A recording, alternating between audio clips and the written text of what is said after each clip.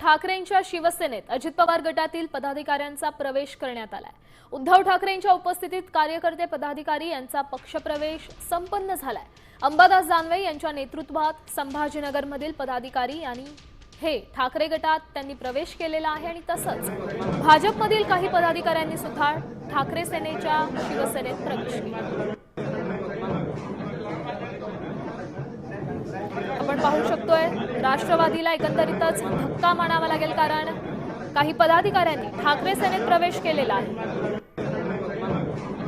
या संदर्भात अधिकची माहिती देत आहेत आपले प्रतिनिधी वैदेही काणेकर। वैदेही, काय सांगाल, सध्या ठाकरे सेनेत मोठ्या प्रमाणात पक्षप्रवेश पार पडतोय?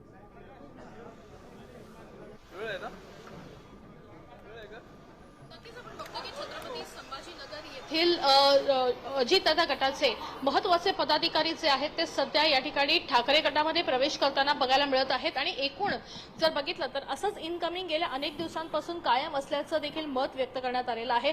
छत्रपती संभाजीनगर हा शिवसेनेचा गड आहे आणि शिवसेनेचा हा गड कायम राखण्यासाठी खरं तर हे पदाधिकारी अत्यंत महत्त्वाची कामगिरी करतील असा विश्वास उद्धव ठाकरे यांनी व्यक्त केलेला बघायला मिळत आहे।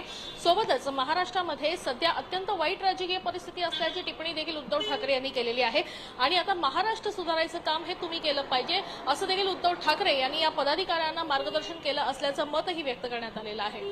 नक्कीच वैदेही, धन्यवाद दिलेल्या या सविस्तर अपडेटसाठी। तर राष्ट्रवादी काँग्रेसला मोठा धक्का मानला जातोय, कारण अनेक पदाधिकाऱ्यांचा ठाकरे सेनेत प्रवेश झालाय।